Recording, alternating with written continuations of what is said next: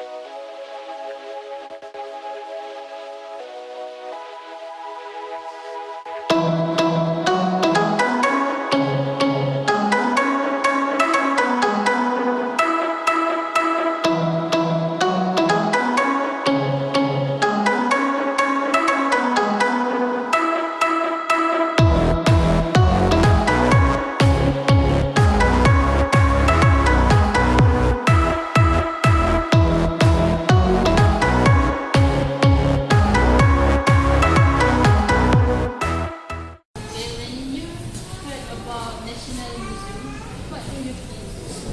The National Museum should contains the history of the country, and it what you call it, it keeps the informations regarding the past, so we can learn about what happened before and now and after, right? And we can learn from that.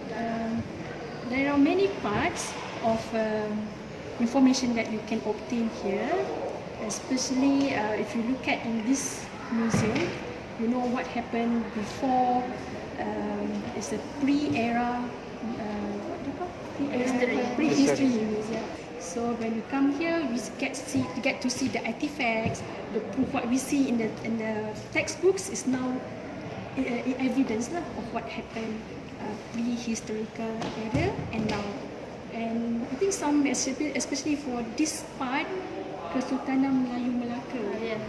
Downstairs, is it? Over here is kerajaan, kan? So at least this is a proof. What we look at in the textbooks, and we see it here, the artifacts, the real artifacts, and the history, and it is more detailed. Kalau dalam textbooks tu, it's macam tak apa, boring kan? Information, and it's all text. But here you can see the artifacts, you can see more pictures, more information. Based on what you have seen in this National Museum, do you think you or your children have fun in this National Museum? My son is in standard 4, so he's studying history. He doesn't like to read books. I mean, kids nowadays. So that's why I think when he come here, he get to see what he reads in real life. And it's part of actually revision for him, what he has learned in the class, and to see what in here. So some things can actually trigger back, and a lot more actually compared to what in the textbooks.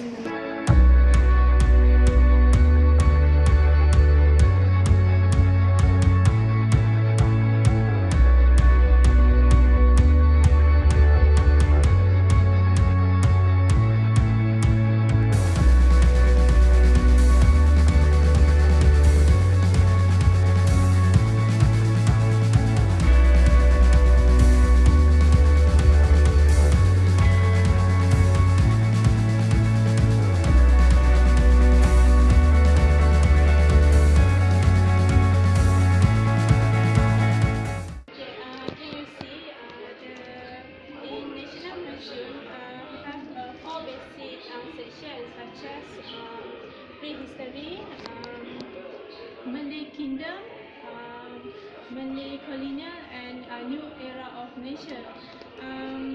Which part is the most interesting for you? Can you tell? In my opinion, I think the prehistory is the most interesting Because it's something new to you. Yeah, it's something new and get to know more deeper about Malaysia, how Malaysia was built and get colonized by other countries. If we can see here, many of the explanation in Bahasa Melayu and English. My question is this help the tourism to understand the explanation and help the tourism to understand the information that want to give to the tourism? Based on my opinion, tourism comes from around the world, right? Yeah. So there are there are English on top. Explanation. Yeah, English explanation on the information on the above.